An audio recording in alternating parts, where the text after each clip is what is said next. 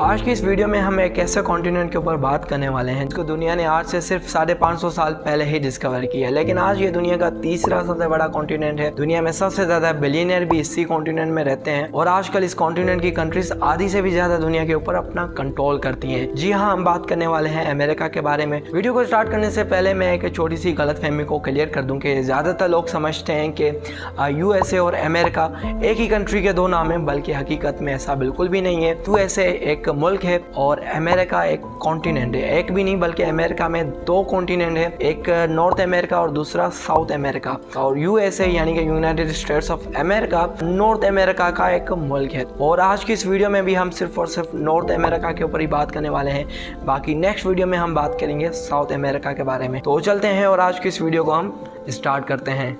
North America area के हिसाब से दुनिया का तीसरा सबसे बड़ा कॉन्टिनेंट है।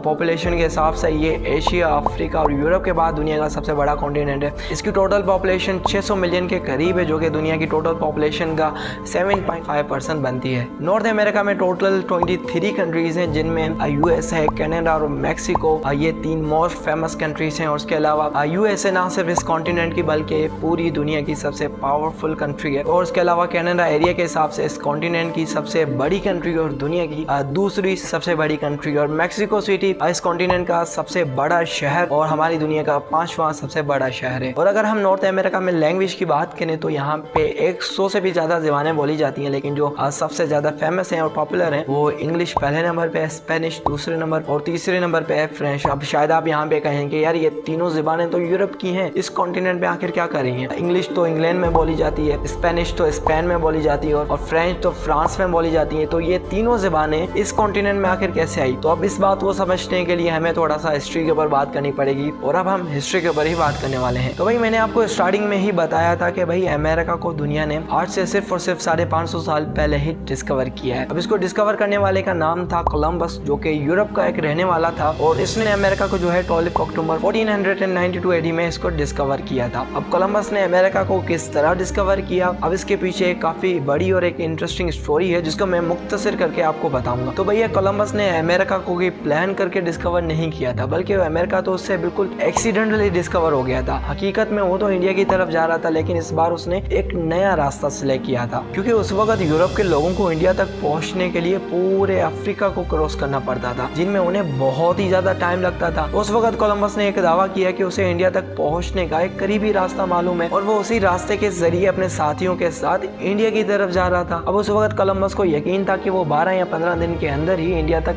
पहुंच जाएगा और इसी वजह से कोलंबस ने अपने साथ सिर्फ और सिर्फ 30 दिन के खाने पीने का सामान ही साथ लिया। लेकिन लगातार 25 दिन तक समंदर में सफर करने के बावजूद जब उनको कोई जमीन ना दिखी तो जो कोलंबस के साथी थे वो उसके ऊपर शदीद गुस्सा और उसको मारने की कोशिश भी की। लेकिन वहाँ पे कोलंबस ने अपने दिमाग को इस्तेमाल किया और उन्हें कहने लगा कि अगर तुम मुझे अभी मार कर वापिस भी चले जाओगे तो तुम भी 10-15 दिन में सबके सब मारे जाओगे, क्योंकि तुम्हारे पास सिर्फ 5 दिन का खाने पीने का सामान है और तुम्हारा सफर पीछे 20-25 दिन का है। तो इससे बेहतर है कि तुम सब मेरे साथ चलो, अब जो होगा सो देखा जाएगा। अब ये बात सुनने के बाद उसके जो साथी थे वो उसके साथ आगे जाने के लिए राजी हो गए और सिर्फ 2 दिन सफर करने के बाद ही उन्हें जो है जमीन देखना शुरू हो गई। जब उन्होंने जमीन देखी तो वो खुशी से पागल होने लगे कि भाई हम इंडिया पहुंच गए। लेकिन जब उन्होंने जमीन के ऊपर पांव रखा तो वो समझ गए कि भाई ये इंडिया तो नहीं है, बल्कि ये तो कोई नई दुनिया है, क्योंकि वहाँ पे उन्होंने ऐसी ऐसी चीजें देखी जो इससे पहले उन्होंने अपनी जिंदगी में कभी भी नहीं देखी थी। वहाँ पर उन्होंने जितने भी इंसानों को देखा उनका जो लिबास था उनसे बहुत ही ज्यादा मुख्तलिफ था, उनकी ज़बानें, उनकी हर चीज उन लोगों से मुख्तलिफ थी। अब हो सकता है कि आप में से कुछ लोग ये सोचें कि अगर कोलंबस ने अमेरिका को डिस्कवर किया था तो आखिर उससे पहले अमेरिका में इंसान कहाँ से आए? तो भैया देखें, कोलंबस ने सिर्फ अमेरिका को डिस्कवर किया था, इंसान वहाँ पे उससे भी पहले रहते थे। अब इंसान अमेरिका में किस तरह पहुंचा इस बारे में बहुत सी थ्योरीज मौजूद है, लेकिन जो सबसे फेमस थ्योरी है मैं आपके साथ वो शेयर करने वाला हूँ। अब साइंसदानों के मुताबिक अमेरिका में इंसान आज से 13,000 साल पहले यूरोशिया से आया था। यूरोशिया यानी कि जब हम एशिया और यूरोप को साथ मिला देते हैं तो हम उसको सिंपल यूरोशिया कहते हैं। और 13,000 साल पहले हमारी दुनिया के अंदर आइस एज हुआ करती थी, यानी कि उस वक्त टेम्परेचर बहुत ज्यादा कम था और हर जगह बर्फ ही बर्फ हुआ करती थी, जिसकी वजह से जो हमारे समुद्र में जो पानी था वो भी बहुत ज्यादा कम था, जिसकी वजह से अलास्का और साइबेरिया के दरमियान एक नेचुरल ब्रिज हुआ करती थी। और उसी ब्रिज को क्रॉस करके इंसानों के कुछ कबाइल जो के शिकार किया करते थे, शिकार को तलाश करते करते उन्होंने गलती से उस ब्रिज को क्रॉस करके वो अमेरिका में रहने लगे, क्योंकि कुछ वक्त के बाद जो आइस एज थी वो खत्म हो गई, जो समंदर का पानी था वो भी इंक्रीज होने लगा, जो नेचुरल ब्रिज थी वो मुकम्मल तौर पे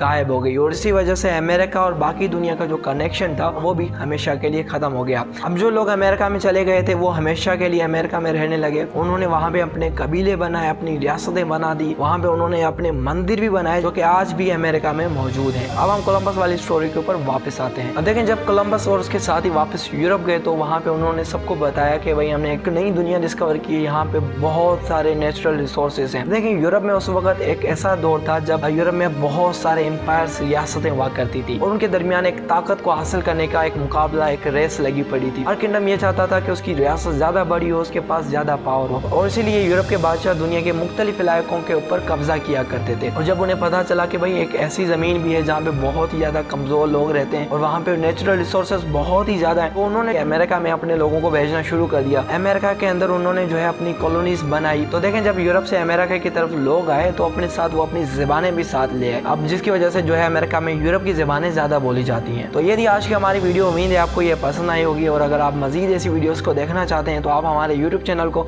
सब्सक्राइब कर दें। फिलहाल आज की इस वीडियो को हम यहीं पे एंड करते हैं। मुलाकात होगी नेक्स्ट वीडियो में।